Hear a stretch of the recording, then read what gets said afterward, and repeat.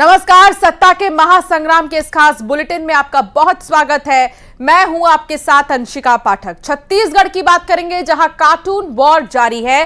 BJP ने कांग्रेस पर प्रहार किया है, कार्टून जारी कर कांग्रेस पर तंज कसा और बीजेपी ने लिखा कि कांग्रेस का हाथ जिहादियों के साथ। तो एक बार फिर से पोस्टर वॉर, कार्टून वॉर हम कह सकते हैं। इससे पहले भी कई बार बीजेपी की तरफ से जारी किया गया और अब एक बार फिर एक और कार्टून आप देखिए। इसमें लिखा है कांग्रेस का हाथ जिहादियों के साथ। बीजेपी ने कांग्रेस पर प्रहार किया। ये कुछ कार्टून्स बनाए गए हैं और इन कार्टून को जारी किया गया है। जिहादियों का साथ देने का आरोप कांग्रेस पर बीजेपी लगा रही है और इस बीच आप देख सकते हैं ये किस तरीके से कार्टून के जरिए बीजेपी ने सीधे तौर पर कांग्रेस पर हमला बोलते हुए लिखा, कार्टून के जरिए कांग्रेस का हाथ जिहादियों के साथ। तो ये कार्टून आप देख रहे हैं और इसमें जो है कांग्रेस को जिहादियों का साथ देते हुए दिखाया गया है। तो लगातार कार्टून वॉर और इस कार्टून वॉर में अब जिहादियों की एंट्री।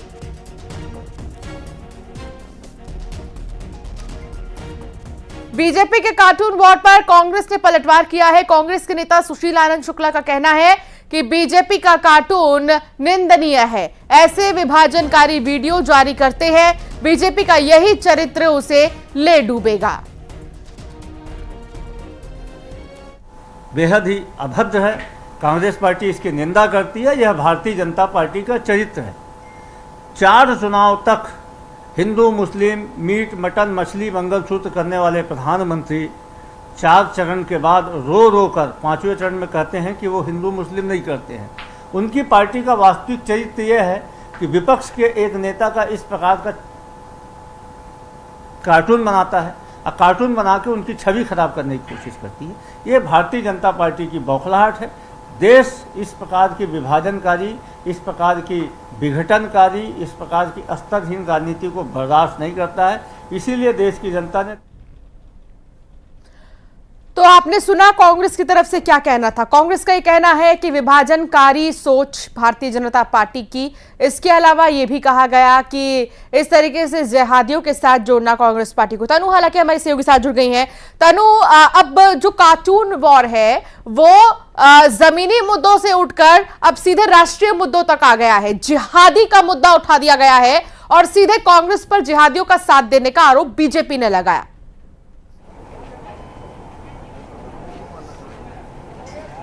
जी बिल्कुल, देखिए इस बार के लोकसभा चुनाव में शुरुआत से ही बीजेपी और कांग्रेस दोनों ही पोस्टर वॉर जो है वो देखने को मिला था और कार्टून वाले पोस्टर के माध्यम से लगातार भाजपा कांग्रेस के जो कैंडिडेट को है उनको घेरते नजर आई थी। और इस बीच अब कांग्रेस ने भाजपा ने एक बार फिर एक वीडियो जारी किया है और इस वीडियो में खास बात आपको मैं ये बता दूँ कि ये वीडियो में जो सॉन्ग है, बैकग्राउंड जो सॉन्ग लगाया गया है वो पाकिस्तानी सिंगर का सॉन्ग है और अभी इंस्टा पे ये बेहद ही ट्रेंड पे है, जिसको लेकर इस गाने को भी लेकर भाजपा इस वीडियो के माध्यम से राहुल गांधी को घेरते नजर आई है। इस वीडियो में ये दर्शाया गया है कि एक महिला का पर्स छीनकर राहुल गांधी एक व्यक्ति को देते नजर आ रहे हैं। तो और साथ ही भाजपा ने इस पर लिखा है कि कांग्रेस का हाथ जिहादियों के साथ। धनंजय सिंह ठाकुर हमारे साथ जुड़ गए, कांग्रेस की तरफ से अपना पक्ष रखेंगे। धनंजय जी, बीजेपी ने जो ये पोस्टर जारी किया है, इस पोस्टर के जरिए ये बताया बीजेपी ने कि कांग्रेस जो है जिहादियों का साथ देती है। क्या कमेंट आपका सबसे पहले इस पर?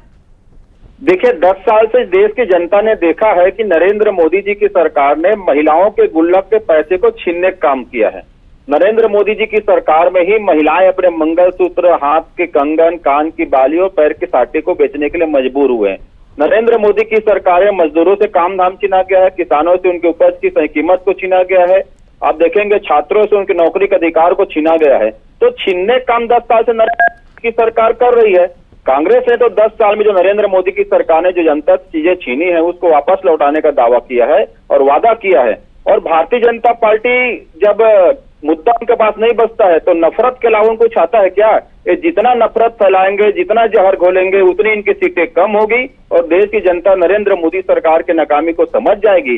ये वही भाजपा है जो चुनाव में मोदी सरकार की कामयाबी बताने में असफल हो गई है। और मोदी जी क्या कर रहे हैं? मंगलसूत्र, मटन, मछली, मुसलमान, हिंदू, मुस्लिम, इसके अलावा कुछ कर रहे हैं क्या? तो ये वीडियो में भारतीय जनता पार्टी को नया चीज जारी नहीं किया। ये तो इनको हिडन एजेंडा, नफरत फैलाना, जहर फैलाना, हिंसा फैलाना, उन्माद फैलाना, तो उसी को दिखाया है। बहुत शुक्रिया धनंजय जी साथ जुड़ने के लिए और व्यक्त करने के लिए विचारों को। बहुत शुक्रिया तनु आपका भी जानकारी साझा करने के लिए। बात खरगोन की करेंगे जहां किसानों का अनाज मंडी के सामने प्रदर्शन देखने को मिला।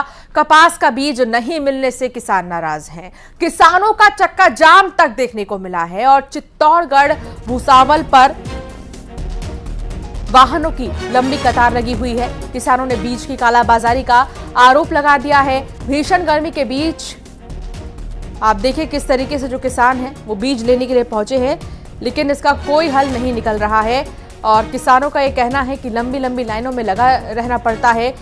अनाज मंडी के सामने वो प्रदर्शन कर रहे हैं। कपास का बीज नहीं मिलने से किसान नाराज हैं। किसानों ने चक्का जाम तक कर दिया है और इस वजह से आप देखिए इस पूरे सड़क पर जितने दूर तक नजर दौड़ाएंगे आपको गाड़ियां ही नजर आएंगी, क्योंकि वाहनों की लंबी लाइन लग चुकी है, जाम हो चुका है।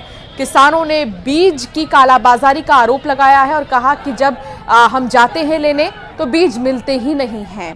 भीषण गर्मी के बीच बीज लेने के लिए किसान पहुंचे हैं। हालांकि पुलिस भी मौके पर मौजूद है जो किसानों को शांत करने की कोशिश तो कर रही है, लेकिन अभी किसान मानने को तैयार नहीं है।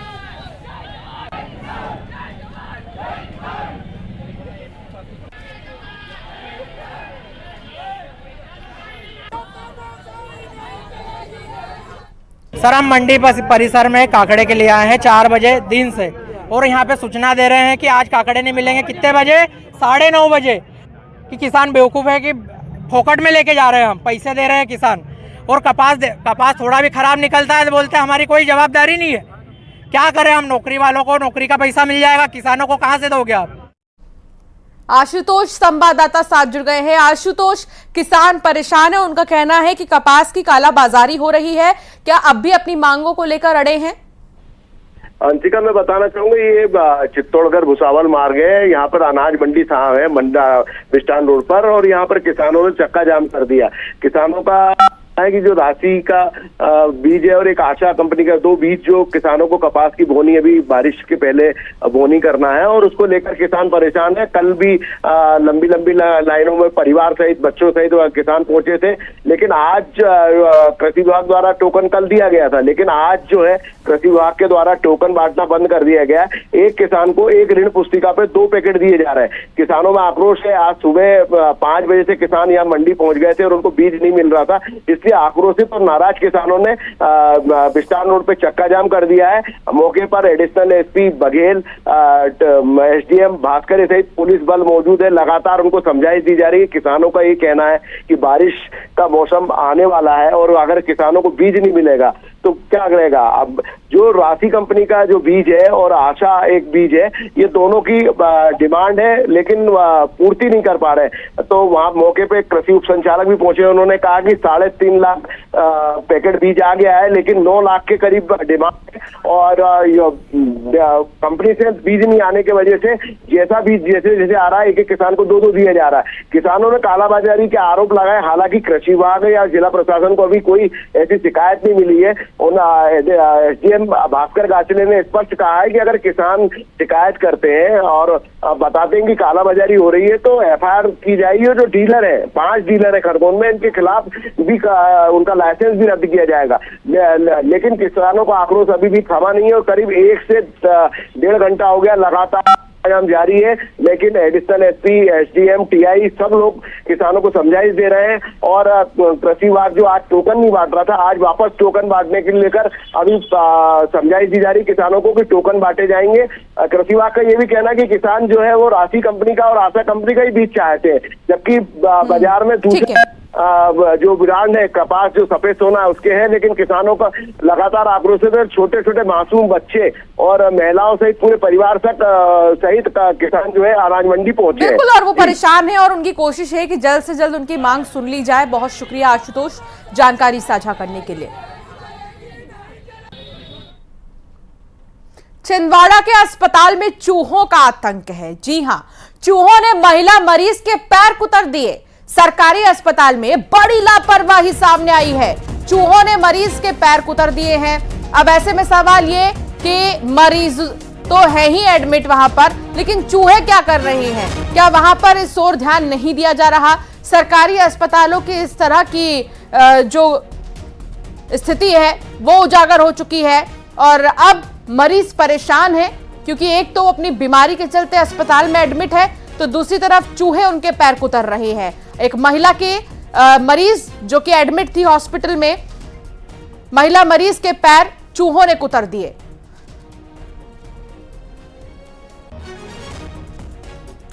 क्या हो गया आपके? क्या मालूम क्या होगा, तो ऐसे कपते हैं पैर ऐसे। अच्छा, अभी कोई किसी के चूहे ने काटा? हाँ, मैं काटा चूहा ने। कब काटा? 3 बजे रात को।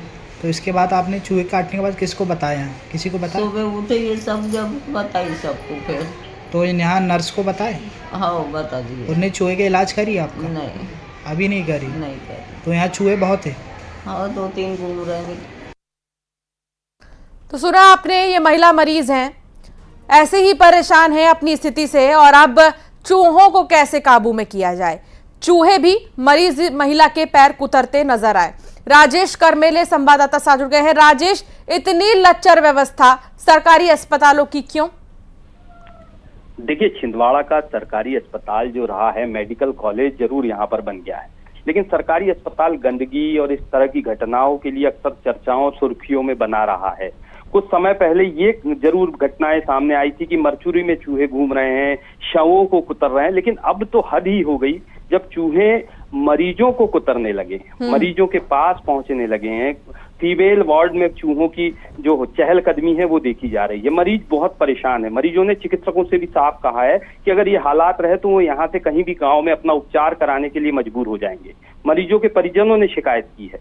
हमारी जब बातचीत हुई है चिकित्सा अधिकारियों से, तो उनका कहना था कि पेस्ट कंट्रोल कुछ समय पहले किया गया था, ये चूहे कहां से आ गए ये पता लगाने का प्रयास किया जाएगा। बड़ी अजीब सी दलील थी अधिकारियों की। जी, लेकिन इन सबके बीच सवाल यही है कि आखिर कब तक इसी तरह ये चलता रहेगा। राजेश, बहुत शुक्रिया जानकारी साझा करने के लिए। तो मौजूदा समय में आप सुन भी रहे थे महिला मरीज को, उनका क्या कहना था कि रात में चूहे ने कुतरा पैर, लेकिन अब तक उसका कोई इलाज नहीं है।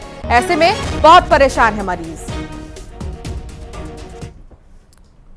इंदौर में प्रॉपर्टी डीलर को जमकर पीटा गया है। हिंदू संगठन के लोगों ने प्रॉपर्टी डीलर की पिटाई की है। दरअसल इस प्रॉपर्टी डीलर पर युवती से अश्लील हरकत करने का आरोप लगा है। मारपीट का वीडियो भी अब वायरल हो रहा है। आरोपी को पुलिस के हवाले भी अब कर दिया गया है।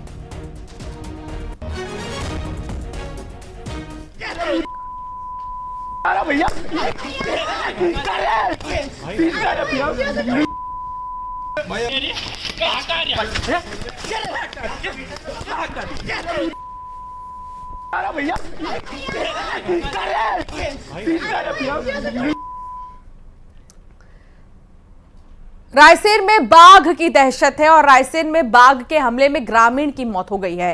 बाघ ने ग्रामीण पर हमला किया।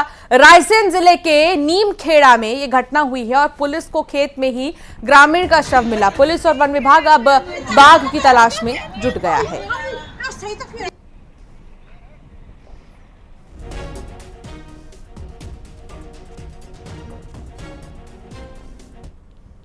कांग्रेस से बीजेपी में शामिल हुए अक्षय कांति बम की कांग्रेस ने तलाश शुरू कर दी है। इंदौर में चुनाव से पहले कांग्रेस नेता रहे अक्षय कांति बीजेपी में शामिल तो हो गए थे। दोनों की तलाश के लिए कांग्रेस ने 55 सदस्यीय उड़न दस्ता बनाया है। अक्षय बम के नजर आते ही कांग्रेस के लोग पुलिस को सूचना देंगे। कोर्ट के आदेश पर अक्षय बम और उनके पिता कांति बम पर 14 साल पुराने मामले में हत्या की कोशिश का केस दर्ज हुआ है। इस मामले में 10 मई को आरोपी पिता पुत्र को कोर्ट में पेश होना था, लेकिन पिता पुत्र कोर्ट में नहीं पहुंचे।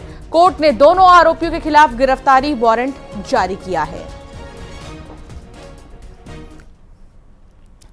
इंदौर में 35 लाख की एमडी ड्रग बरामद की गई है। नारकोटिक्स पुलिस ने बड़ी कार्रवाई की है।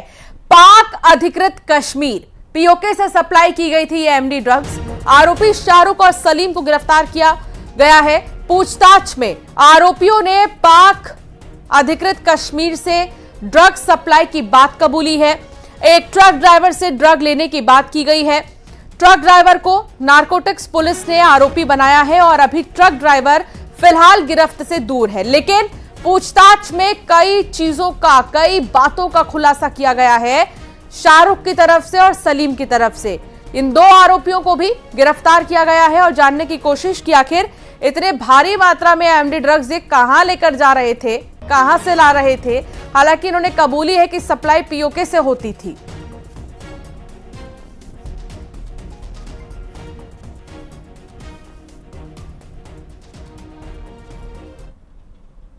सिंधिया परिवार की राजमाता माधवी राजे सिंधिया का अंतिम संस्कार आज शाम 5 बजे होगा। राजमाता के अंतिम संस्कार के दौरान उन्हें श्रद्धांजलि देने के लिए 3 राज्यों के सीएम और कई राज परिवार शामिल होंगे।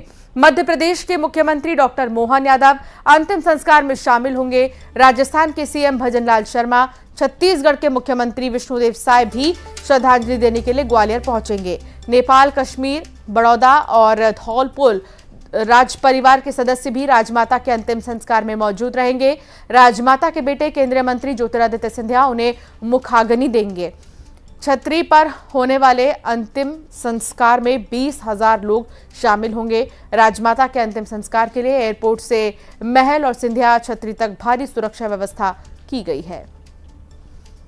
तो अब नहीं रही राजमाता, लंबी बीमारी के बाद उनका निधन हो गया और इससे पहले ही जैसे ही इसकी जानकारी मिली फौरन जो है ग्वालियर से दिल्ली के लिए रवाना हुए थे ज्योतिरादित्य सिंधिया।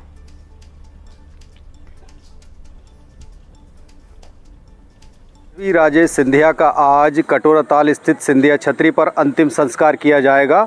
यहाँ छतरी के पास ही देखिए ये चबूतरा बनाया गया है जहाँ राजमाता माधवी राजे सिंधिया का अंतिम संस्कार किया जाएगा। यहाँ उन्हें मुखाग्नि दी जाएगी। इस दौरान ज्योतिरादित्य सिंधिया उनके बेटे मुखाग्नि देंगे। इसके साथ ही यहाँ चूँकि राजमाता पूरे ग्वालियर चंबल अंचल के साथ ही मध्य प्रदेश में आदरणीय रही है, यही वजह है कि करीब 20,000 से ज़्यादा लोगों के यहाँ आने की संभावना है और तमाम व्यवस्था की गई है। इसके साथ ही अगर देखें तो मध्य प्रदेश, राजस्थान और छत्तीसगढ़ के मुख्यमंत्री यहाँ आएंगे। इनके साथ ही नेपाल, कश्मीर, धौलपुर और बड़ौदा के जो राज परिवार के सदस्य हैं वो लोग भी यहाँ आएंगे। तो इन वीआईपीओं के लिए तमाम यहाँ व्यवस्था बैठने के लिए की गई है और यहाँ पर लगभग 150 से ज़्यादा वीआईपी मौजूद रहेंगे और यही वजह है कि लगभग आज 30 से 40 हज़ार लोगों की तादाद इस अंतिम संस्कार के दौरान ग्वालियर में मौजूद रहेगी। यही वजह है कि यहाँ सुरक्षा व्यवस्था भी पूरी तरह से चाक चौबंद है। आप देख सकते हैं पूरी टीम यहाँ लगी हुई है, एयरपोर्ट से लेकर महल के अलावा कटोराताल स्थित सिंधिया छतरी तक पूरी सुरक्षा व्यवस्था है ताकि इस कार्य को पूरी तरह से सुचारू किया जा सके। किरण मैम, किस तरह की यहाँ सुरक्षा व्यवस्था रहेगी, क्या ट्रैफिक की व्यवस्था रहेगी, किस तरह का इंतज़ाम है यहाँ? यहाँ पर सुरक्षा आदेश पूरी चाक चौबंद है, पूरा बैरिकेडिंग की गई है। आम पब्लिक के लिए और वीआईपी के लिए अलग अलग सेक्शन बनाए गए हैं जहाँ बैठेंगे। पार्किंग की भी अलग व्यवस्था है और सभी जगह रूट व्यवस्था लगी हुई है ताकि कहीं भी कहीं ट्रैफिक जाम ना हो और जो अपना ट्रैफिक है वो सुचारू रूप से चल सके। तो अंतिम संस्कार को लेकर सारी व्यवस्थाएं चाक चौबंद है। ट्रैफिक से लेकर यहाँ बैठक व्यवस्था सभी पूरी तरह से पुख्ता की जा चुकी है। अब आज शाम को 5 बजे के लगभग सिंधिया छतरी पर राजमाता माधवी राजे सिंधिया का अंतिम संस्कार किया जाएगा और उन्हें श्रद्धांजलि देने के लिए, पुष्पांजलि देने के लिए हजारों की तादाद में लोग उमड़ेंगे। सुशील कौशिक, न्यूज़ 18 ग्वालियर। संवाददाता साथ जुड़ गए शैलेंद्र भदौरिया। शैलेंद्र, आज राजमाता का अंतिम संस्कार होगा, हालांकि 5 बजे अंतिम संस्कार होगा, उससे पहले आप इस वक्त कहां पर मौजूद हैं और क्या दिग्गज नेता आकर यहां पर श्रद्धांजलि अर्पित करेंगे? शैलेंद्र बोल रहा हूं, फोन कट गया था ग्वालियर से। शैलेंद्र, आवाज आप तक आ रही है? शैलेंद्र तक आवाज नहीं पहुंच पा रही है, दोबारा संपर्क साधने की कोशिश करेंगे। फिलहाल आपको तस्वीर भी दिखा रहे थे जहां पर अंतिम संस्कार होना है राजमाता का। शैलेंद्र भदौरिया संवाददाता साथ जुड़ गए हैं। शैलेंद्र, आप इस वक्त कहां पर मौजूद है और शाम 5 बजे क्योंकि अंतिम संस्कार होना है, उसके पहले कौन सी चीजें वहां पर चल रही हैं?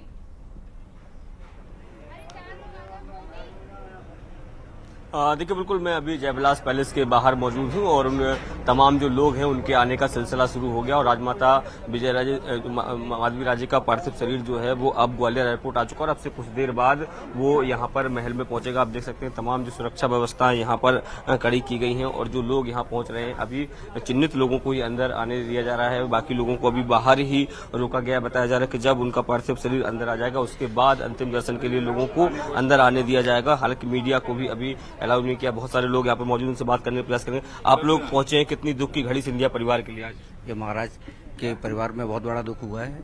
इसके लिए मराठा क्षत्रिय सभा मराठा बोर्ड गहरी संवेदना व्यक्त करता है और इस दुख भरी घड़ी में मराठा समाज महाराज के साथ है। अब आप लोग भी यहाँ पहुंचे श्रद्धांजलि? सब मराठा समाज से हैं जी, मराठा बोर्डिंग के आप अध्यक्ष हैं, आप सेक्रेटरी हैं। बिल्कुल, किस तरीके से आप लोग श्रद्धांजलि यहाँ देने पहुंचे, क्योंकि बड़ा आघात जो है सिंधिया परिवार?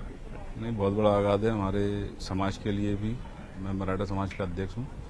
बड़ा दुखद जब समाचार मिला तो हमें बड़ा वो ही, पूरा समाज इस समय दुख की लहर में है और पूरा शहर दुख की लहर में है। तो आप जिस तरह की तस्वीरों में देख सकते हैं कि जो अंदर जो रानी महल का परिसर है उसमें सामियाना लगाया गया, टेंट लगाया गया नहीं, क्योंकि गर्मी बहुत ज्यादा और यहाँ जो वीआईपी लोग आएंगे उनके बैठने की व्यवस्थाएं यहाँ की गई। अब से कुछ देर बाद उनके पार्थिव शरीर को एयरपोर्ट से रानी महल यानी जयविलास पैलेस का जो हिस्सा है वहाँ पर लाया जाएगा और सभी प्रमुख जो लोग यहाँ पहुंचने वाले हैं, चाहे वह धौलपुर राजघराने के हो, कश्मीर के हो, बड़ौदा के जो अन्य जो राजघराने के लोग हैं वो यहाँ पर पहुंचेंगे। इसके अलावा 3 राज्यों के मुख्यमंत्री के साथ तमाम जो नेता हैं मध्य प्रदेश के हो या दूसरे राज्यों के वो यहाँ पर पहुंचेंगे और उनके अंतिम दर्शन के लिए उनके सब जो पार्थिव देह उसको यहाँ पर रखा जाएगा और लगभग 3:30 से 4 बजे के बीच उनकी शव यात्रा यहाँ से शुरू होगी और जो पैतृक छतरी है जहाँ पर जो सिंधिया परिवार के लोगों का अंतिम संस्कार किया जाता है वहाँ पर उनका अंतिम संस्कार। शैलेंद्र, क्या कोई नेपाल से भी कोई बड़ा मेहमान, कोई अतिथि यहाँ पर पहुंचेगा क्या?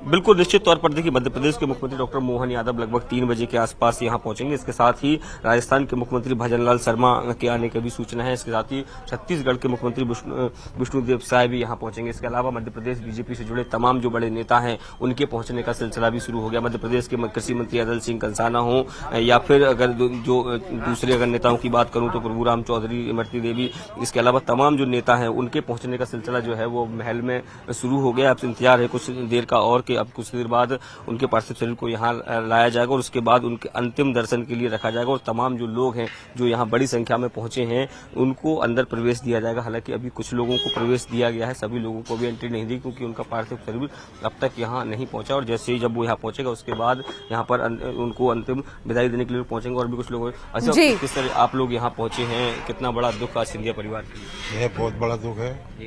हमारे राजा रहे और उनकी धर्मपत्नी होने के नाते माता माधवी राजे, दुख तो है। ठीक है शैलेंद्र, बातचीत करते रहिए, कोई भी अपडेट होगा हम दोबारा आपके पास आएंगे। फिलहाल बहुत शुक्रिया जानकारी साझा करने के लिए। तो 5 बजे अंतिम संस्कार होगा और उसके पहले की तस्वीर हम आप तक पहुंचा रहे हैं। बुलेटिन में फिलहाल इतना ही, आगे भी खबरों का सिलसिला जारी रहेगा।